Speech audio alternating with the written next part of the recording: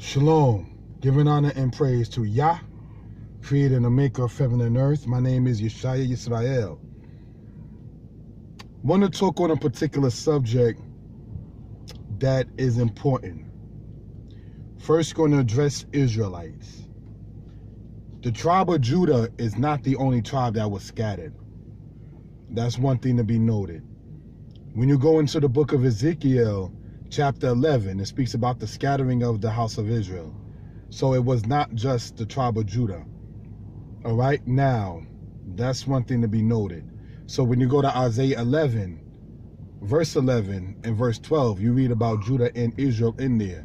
So it was not just Judah that was scattered. You go to Deuteronomy 28, verse 64, that's not only talking about the tribe of Judah. All right, so we want that to be noted for reason and purposes. Now, to the black conscious community, you know, the people that's out there now talking about reading messages with their karma, the people that's out there now saying that they don't want to sit there and delve into books and get into this, and the white man likes when you're reading the Bible, and what's the point of going to college, and so forth and so on. A lot of the people that they big up, such as Dr. Clark, Dr. Ben, who both are deceased, they taught in colleges. So to say that that's who your teacher was and then promote not going to school is off. The people that be on the debate world and this debate room and that debate room who are telling Israelites to not read the Bible, something is wrong with you, or to put the Bible down. Anytime a black man tells another black man to not read, you know there's something wrong with that nigga. There's no other way to call that fool. All right, so we just want to that to be noted for reason and purposes. All right, I'm gonna start off by reading in this book right here, Roots by Alex Haley. We're going to go to page 493. Yeah, and this is in chapter 76. This is a discussion between Kunta Kinte and his daughter, and it says this. Sternly, oh, pardon me. Okay, Kunta says this. In Africa, only boys learns to read and write. Girls ain't got no use for it. Over here neither.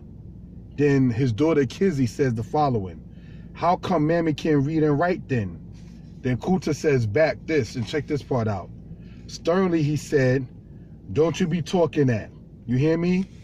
Ain't nobody's business. White folks don't like none of us doing no reading or writing.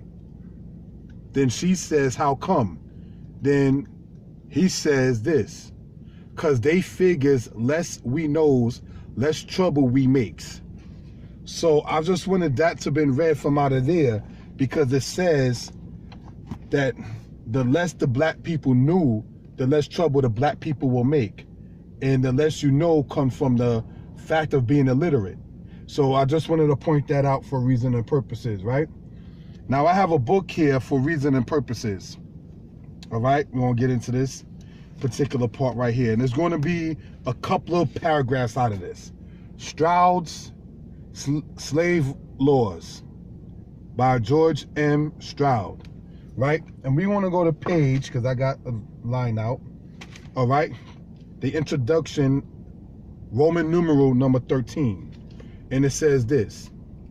The withholding of education from Africans, both slave and free, represented an integral part of the system to control both the body and mind of the slave.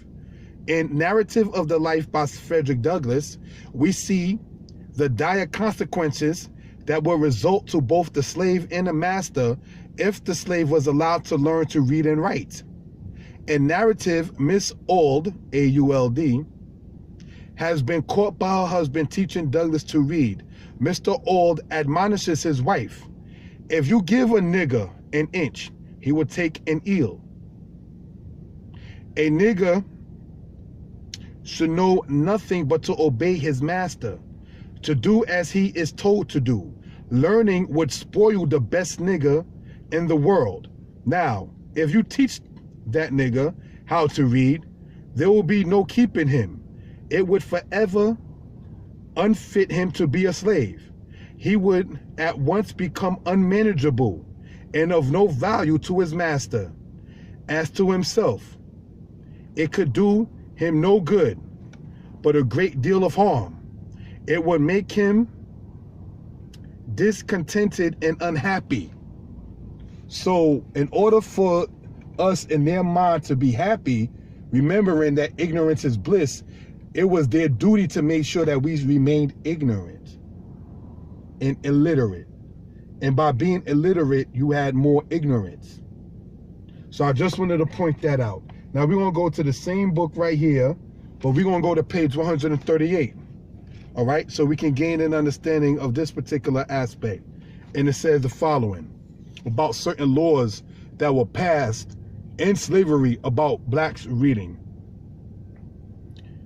Whereas the having of slaves taught to write or suffering them to be employed in writing may be attended with great inconveniences, be it enacted that all and every person and persons whatsoever who shall hereafter teach or cause any slave or slaves to be taught to write, or shall use or employ any slave as a scribe in any manner of writing, hereafter taught to write, each such person or persons shall for each such offense forfeit the sum of 100 pounds current money. And then it goes on to say, all right, now we're going to go into another part in this same book here, page 140, and it says the following. In Virginia, according to the Code of 1849, every assemblage of Negroes for the purpose of instruction in reading or writing shall be an unlawful assembly. Any justice may issue his warrant to any officer or other person, requiring him to enter any place where such assemblage may be, and siege any Negro therein, and he or any other justice may order such Negro to be punished with stripes. Then it goes on to say, 3 statutes have been made in Georgia on the subject, all of which appear to still be in force. The first was in 1770 and is very similar to the Act of South Carolina of 1740, differing chiefly in including in its prohibition instruction in reading as well as writing, and fixing the penalty at 20 pounds sterling. So I just wanted to point this out because we already see in Virginia, Maryland, North Carolina, and now Georgia and South Carolina, they had laws against our people reading and writing. All right, so we just want that to be pointed out. In North Carolina, any free person who shall hereafter teach or attempt to teach any slave within this state to read or write, the use of figures accepted, or shall give or sell to such slave or slaves any books or pamphlets, shall be liable to indictment, etc. And upon conviction shall, at the discretion of the court, if a white man or woman be fined not less than $100, nor more than $200, or imprisoned. See, it was a crime, as I said on Maccabees TV before, for white people under the penalty of being in prison to teach a black slave how to read. All right? And if a free person of color shall be fined, and if a free person of color shall be fined, imprisoned, or whipped at the discretion of the court, not exceeding 39 lashes, nor less than 20 lashes. Revised statutes, and then it goes on, chapter 34, and so forth and so on. So this book right here, you begin to see that it was a crime under the penalty of being flogged, depending upon who you were, or in prison, or fined, or both, for teaching a black person who happened to have been a slave how to read. So we just want to point that out for reason and purposes, all right? We're going to read another part in this particular aspect later. But suffice it for now to say that we are able to show that it was a crime in the United States to teach a black person how to read. So we want to continue on in this particular aspect, all right? I want to go into this book right here that I have. It's called The Negro in the United States, all right? And we're going to go to page 157, all right? So we can gain an understanding of what we're talking about. And it says this: some of the leaders of the movement to disfranchise the Negro were afraid that the Negro would be encouraged to get an education in order to qualify as a voter. Now, that's one thing.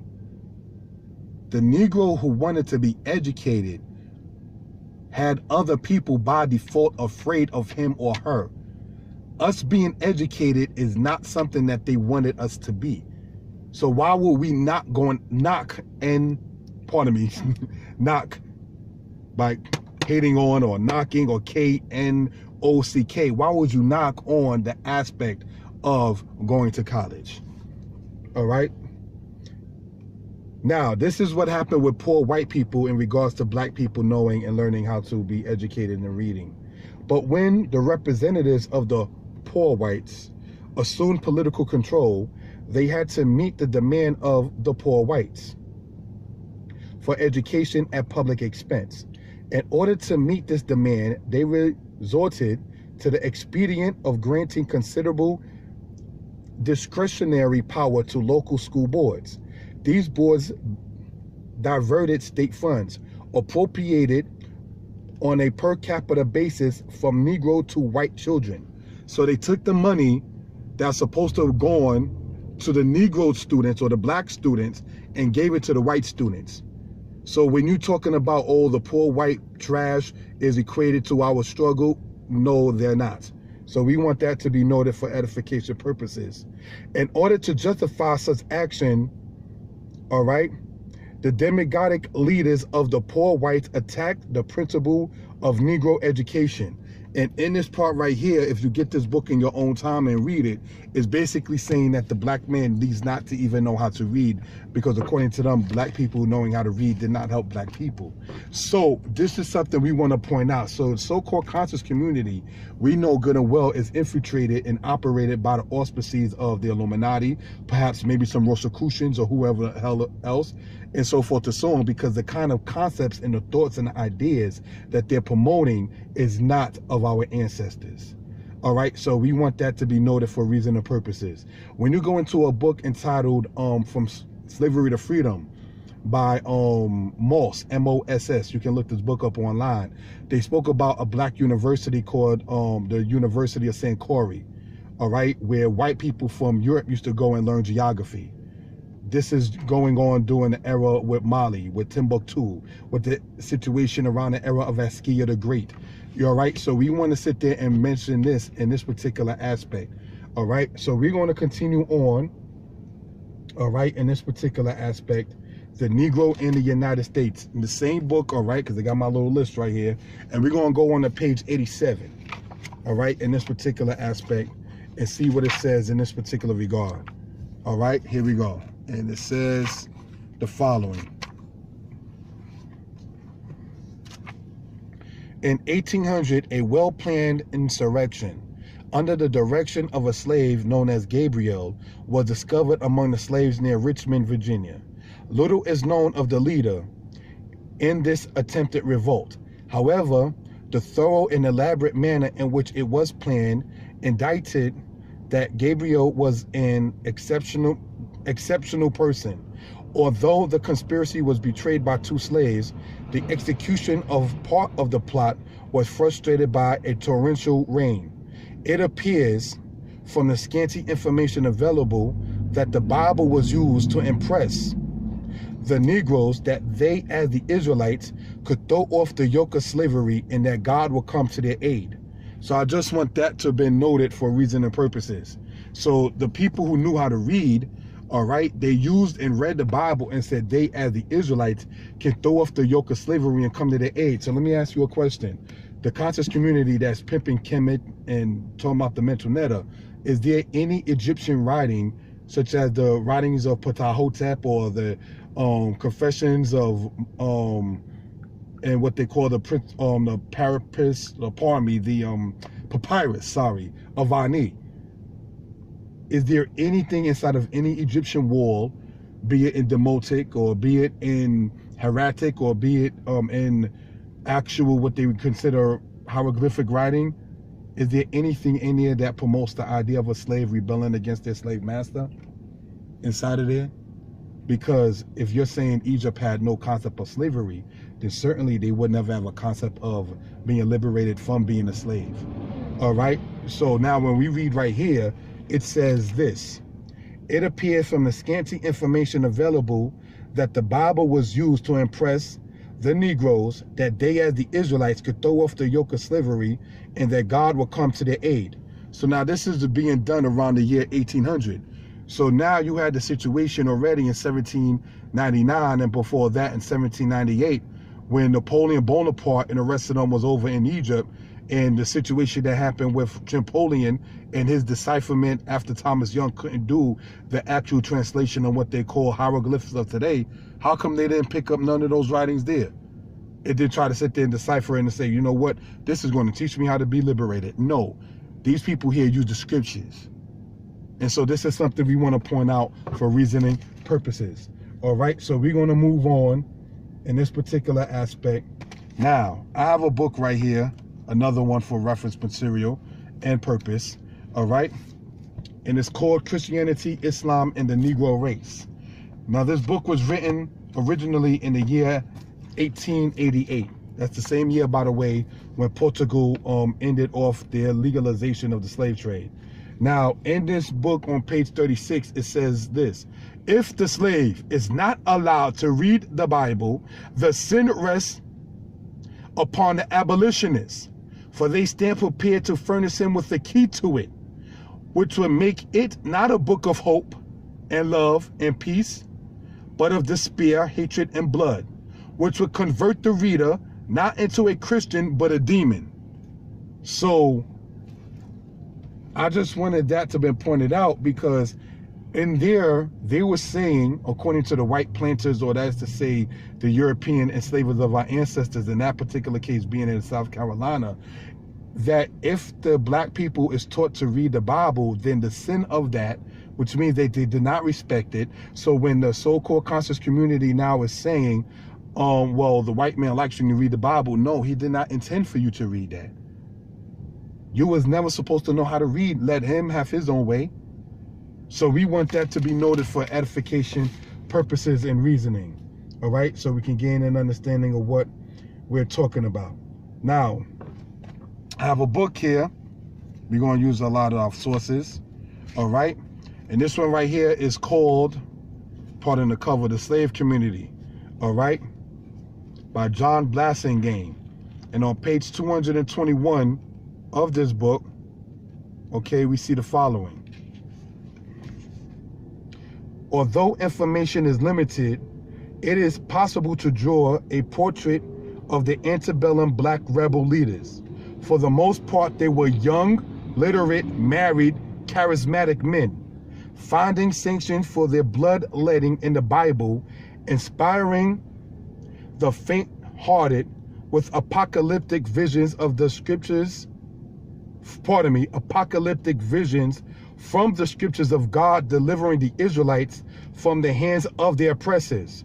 The leaders convinced the blacks that slavery was contrary to the will of God and that he commanded them to rise. Gabriel Prosser, for example, often met with his co-conspirators and gave, as it says there, an impassioned exposition of scripture. The Israelites were glowingly portrayed as a type of successful resistance to tyranny, and it was argued that now as then God would stretch forth his arm to save, it would strengthen 100 to overthrow 1,000. So this is right from this book right here that you can still get online. How many times we hear about them talking about they're the Israelites? This is in the year 1800. You see why they didn't want our black people reading? Because the more you read, the more you're going to find out. You was never supposed to find this out, nigga. as far as they were concerned. So we want that to be noted for reasoning purposes and edification aspect. Okay, now let's go in. I have a book here entitled Slavery and the Making of America. All right, so we want to sit there and decimate some aspects in this particular case here. We want to go to page 18. All right, and here's what we read. It says in part, a small raiding party in Benin in the eastern region of present Nigeria captured Oluda Equiano, the 11-year-old son of an official of the Igbo nation. Although captured and at first enslaved in Africa with his sister, Oluda later became part of the Atlantic trade, staying a few weeks in Barbados before being transported to Virginia. So we want that to be noted, and as we know, that was in the 18th century. All right, so we want to emphasize the aspect of what happened with the Oluda Equiano aspect. Now, let's remember that and go back to this book right here, Slave Community by John Blassingame, and we're going to go to page 74 and see what it says in here for edification purposes. All right, and it says this: Oluda Equiano in Igbo stressed the similarities between some of the Old Testament customs of the Jews and those of his own people. He says, like the Israelites in their primitive state, our, meaning of the Igbo, our government was conducted by our chiefs or judges, our wise men and elders. So when somebody doesn't want to go to the elders for a matter, run from that person. And the head of the family with us enjoyed a similar authority over his household, with that which is ascribed to Abraham and the other patriarchs. The law of retaliation obtained almost universally with us as with them, and even their religion appeared to have shed upon us a ray of its glory, for we had our circumcision. So they wasn't following Paul, not to be disrespectful to the brothers or sisters who are messianic.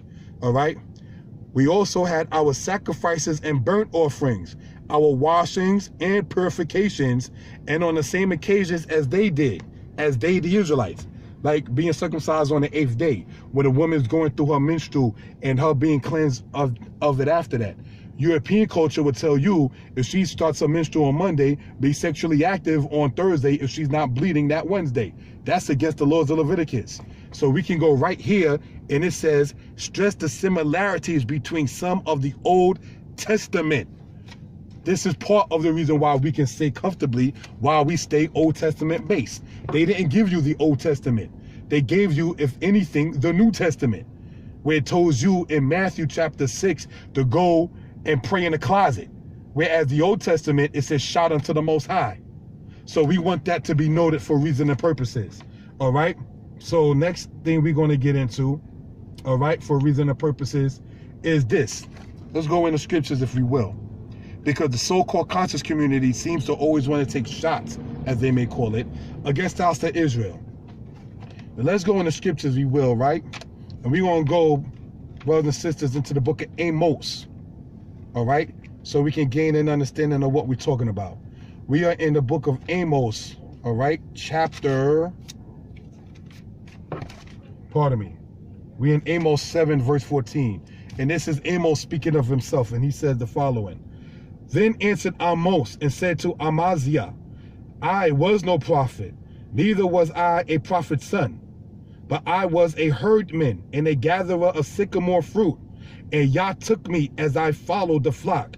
And Yah said unto me, go prophesy unto my people Yisrael. So Amos is saying that he was a herdsman. Okay, now let's go back, brothers and sisters, okay, into this book right here, Slavery and the Making of America. All right, so we can gain an understanding. And we are going to go into page 27. All right, so we can gain an understanding. Remembering that the person said, Amos in the Bible, the Old Testament, namely, that he was a herdsman. And it says this. No, pardon me. We're going to go to page, 33. All right, not 27, for those who happen to have this. it says this: other African slaves, especially West African Fulani herdsmen, were sought after to tend the cattle shipped to the West Indies to feed British masters and their slaves on the large and profitable sugar plantations of Barbados. The Fulani herdsmen. So let's understand something. The point in this is because they try to snap on the Israelites talking about, oh, those are goat herders and herdsmen and everything like that. But if you already understand, like when you go into the book of Samuel chapter 12, having herds and cattle meant that you had some kind of livelihood. That was commerce, that was business. The so-called conscious community doesn't even have an economic idea on our people on what to do. Torah tells you what to do if somebody steals. Torah tells you you shall work 6 days and on the 7th day you rest. Torah tells you that you're supposed to give a tithe of the tithe unto the house of the Levites. So there was already a welfare system built into the culture of the house of Israel. What papyrus that these people are talking about, we're going to look at the Metu Neter and we're going to sit there and pimp Kemet's behind all day long. Where are you going inside of the writings of the Metu Neter to show you how to conduct business? Because you're going to have a government set up. Torah shows you a government and how it's set up. The people like the Igbo people, he spoke about what we read in that book entitled Slave Community by John Blassingame, how Oluda Equiano was saying the Israelites in their primitive state was like the ways of the Igbo as they were in the land of what we call Nigeria of today. So we want this to be noted for edification purposes. This is what we're teaching in the house of Israel. All right, so let it be noted and understood that black people was not intended to sit there and know and understand this stuff here and about reading. It ain't gonna be much longer. We just want to talk about it. Now, let's go in this book right here and now go to page 27. All right, and then we're going to close out. All right, so we can gain an understanding of what we're speaking on in this particular regard. Only about 6% of the slaves transported to the Americas came directly to British North America. About 40% were landed in Brazil, where Portuguese colonial slave masters used huge numbers of Angolan and Congolese slaves to cultivate sugarcane.